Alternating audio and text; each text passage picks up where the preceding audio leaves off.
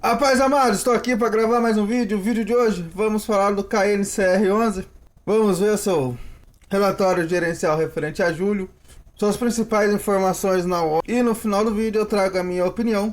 Mas antes, tem um ponto de atenção. Seu resultado gerado está menor que o resultado distribuído. Esse daí preocupa?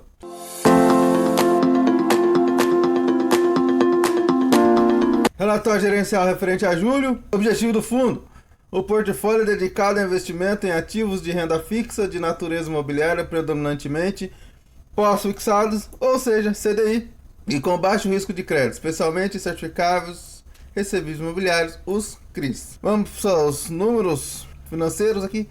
Patrimônio líquido 10,98 bi, então quase 11 bilhões.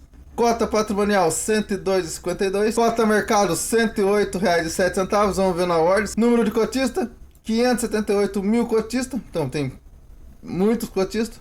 Último dividendos anunciado 1,25. Será pago no dia 13/8. Hoje, no dia que estou gravando esse vídeo. Média diária de liquidez 20 milhões. Então ótima média diária de liquidez para fundo imobiliário. E a taxa média do fundo. Na ordem, ver quanto que ele está hoje no dia que estou gravando esse vídeo. Tá um preço de R$ 105,83, não está nem no valor do mercado no fechamento do relatório e nem no valor patrimonial.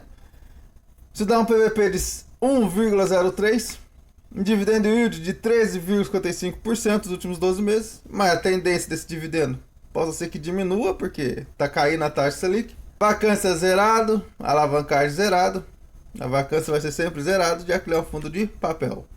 Liquidez média diária, na ordem, leva em consideração os últimos 2 meses, mais de 20 milhões também. Volatilidade 7%, então um fundo muito pouco volátil. Está com a variação percentual positiva em 17,75% nos últimos 12 meses.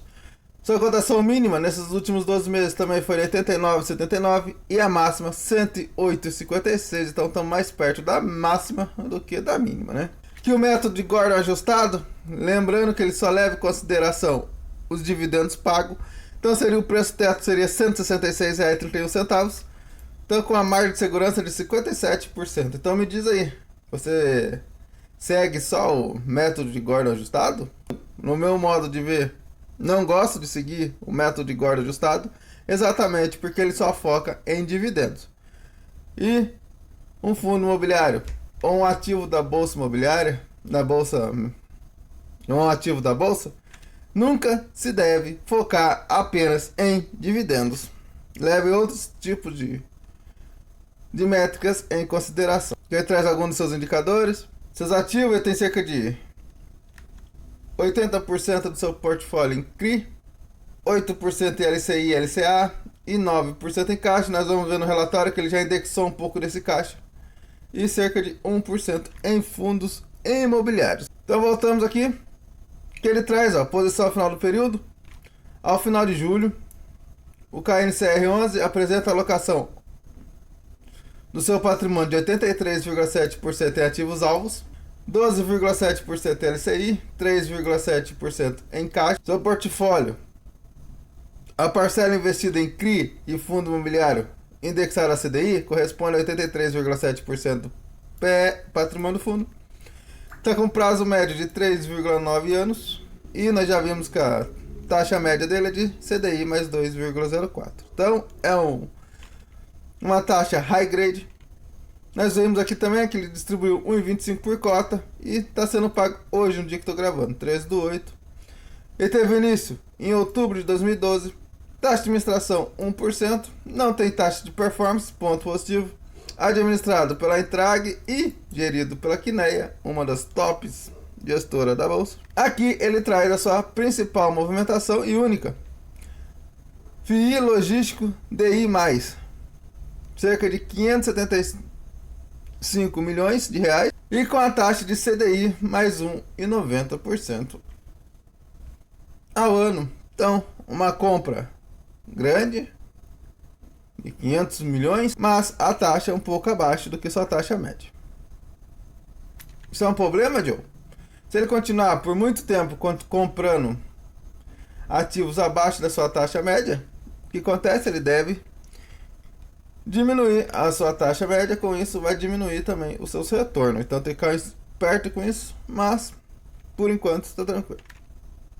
Aqui ele traz a descrição do ativo, não tem garantia. E aqui ele traz a expectativa de desembolsos futuros, ele traz nos próximos 60 dias, ele tem um plano de investir mais 1,5 bi, que ele traz os seus segmentos, que ele traz o resumo da carteira, ó, 77% está em CRI, indexado a estado, que detém um portfólio logístico de alta qualidade, 100% ocupado e concentrado em localidades próximas às regiões metropolitanas, principalmente no estado de São Paulo e do Paraná. O LTV inicial da operação é de aproximadamente 65%. O mercado costuma pedir pelo menos um mínimo de 50%. E o LTV, quanto menor, melhor. Se tivesse o LTV de 50%, queria dizer que a garantia era no mínimo o dobro do valor investido, tá? Ou no caso, o emprestado aqui, mas que foi investido, já que ele comprou cotas do fundo imobiliário. Voltamos, tem 12,7% em LCI, também indexado a CDI, e 3,7% em caixa, também a CDI. Então aqui só, indexador, tem esse aqui 96% CDI, 3,9% Selic, que é o caixa do fundo, e 0,1% IPCA.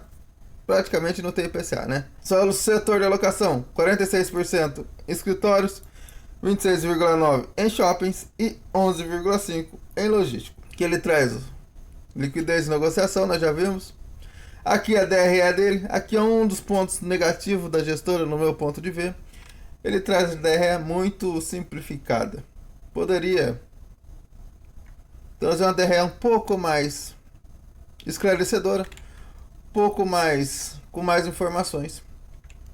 Mas desde quando eu comecei a investir, as DRE dos fundos daqui não é assim. Então ele teve resultado com CRI de 118,1.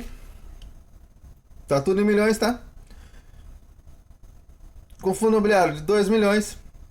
Resultado de LCI com 10,3 milhões. E o lucro do caixa investido de 13,9 milhões. Lembrando que o seu resultado de fundo imobiliário no próximo mês deva subir com a última aquisição. Teve a despesa do fundo de 11,3 milhões. Ou seja, seu resultado líquido foi de 133,1 milhões. E ele distribuiu 133,9 milhões. Ou poderíamos contar que ele teve resultado de 1,24 e distribuiu 1,25. Ele tem mais 32 centavos por cota. Mas aqui podemos ver que ele está tendo resultado, pelo menos nesse mês teve resultado gerado menor que o distribuído. Mas como ele ainda tem 32 centavos de reserva, se ele continuar gerando 1 centavo a menos, dá tempo para mais 32 meses, tá? Mas aqui é um ponto de ficar esperto, que possa ser que, ainda mais com a queda do Selic, ele tenha que usar cada vez mais reserva. Que ele traz uma tabela de sensibilidade, que é a carteira de ativos dele. Aqui são pontos de atenção, como eu falo em todos os fundos imobiliários de papel. É mesmo devedor para vários CRIs diferentes. CF também. Ele é bem diversificado, só com esses pontos de atenção. Mas sua principal exposição é de 3,9%. Mas de olho na Brookfield, que é seu principal exposição. Então ele tem um total de 93, ele tem um total de 91 CRI, 2 fundos imobiliários, agora, um LCI e o resultado de caixa, tá? Aqui é o canal da gestora no YouTube. E aqui ele traz seus resumo de seus ativos por segmento, seus 6 segmentos que ele investe: escritório, residencial pulverizado, shopping center, galpão logístico e outros. Aqui ele traz todos os fundos da gestão, que podemos ver o KNCR aqui embaixo. Ele tem um menor risco, mas também tem um menor retorno, tá? Aqui ele destaca o KNCR 11, ele é quase 100% CDI, risco baixo, que é um high grade, e ele é para investidor em geral, diferente do KNIP. Então esse foi mais um vídeo do Dividendos para a Liberdade. Na minha visão, o melhor fundo imobiliário de CRI indexado a CDI da Bolsa. Ponto de atenção: a concentração em um único inquilino, que é a Brookfield, apesar de ser uma ótima empresa, mas não deixa de ser concentração. A DRE dele é muito simples, muito simplificada. E o principal ponto de atenção, que na minha visão não permite investir nele, é sua cota a mercado acima da sua cota patrimonial, ou seja, está trabalhando com ágio. E eu não compro fundo imobiliário de papel com ágio, tá? Lembrando que nada que aparecer aqui é recomendação nem de compra nem de vendas de ativo. Se você chegou até aqui e é novo no canal, primeiramente, muito obrigado. Se inscreva no canal, deixa o like, ativa as notificações e deixa um comentário sobre o KNCR11 ou até mesmo uma sugestão de conteúdo que você gostaria que eu traga no canal. Que Papai do Céu abençoe a vida de todos e nunca se esqueça, Jesus te ama e eu também. Eu sou o Joe e até a próxima.